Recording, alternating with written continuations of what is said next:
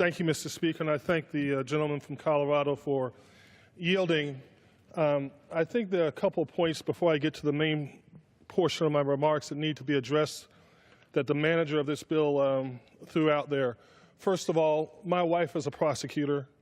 I like prosecutors, but they are lawyers. I was a trial lawyer until December 31st of last year, and guess what? We sue drunk drivers. We sue people who get hurt when it's not their own fault. I come from a state where contributory negligence is the law. So I appreciate the reverence that you hold prosecutors in. I do as well, but we are all lawyers. I also want to point out that while there may be people on the floor who are not lawyers, you can't honestly believe that this bill gives you equal access to justice, and here's why. You have a cap on non-economic damages. So a person who's injured by a doctor and a person who receives the exact same injuries from some other tort have two different recoveries that they can reach. One is capped, one is not. That is not equal justice, in my judgment, under the law. In addition, you all are the pro-business party, and yet you all want to go into and get into how people contract with one another.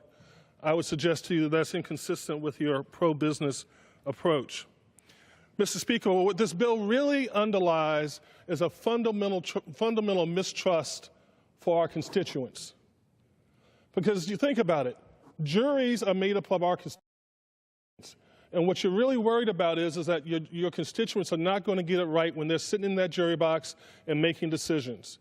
Yet your constituents are wise enough to send you and me and a whole bunch of, and 435 of us here to the Congress to make decisions about trillion-dollar budgets.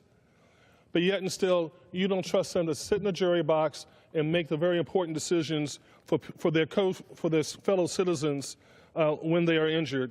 Mr. Speaker, I wanted to suggest to you that this bill clearly violates the spirit of the 7th Amendment, the right to trial by jury, by putting these limitations on the jury, by putting limitations on access to justice. And, Mr. Speaker, I will yield the balance of my time. The gentleman.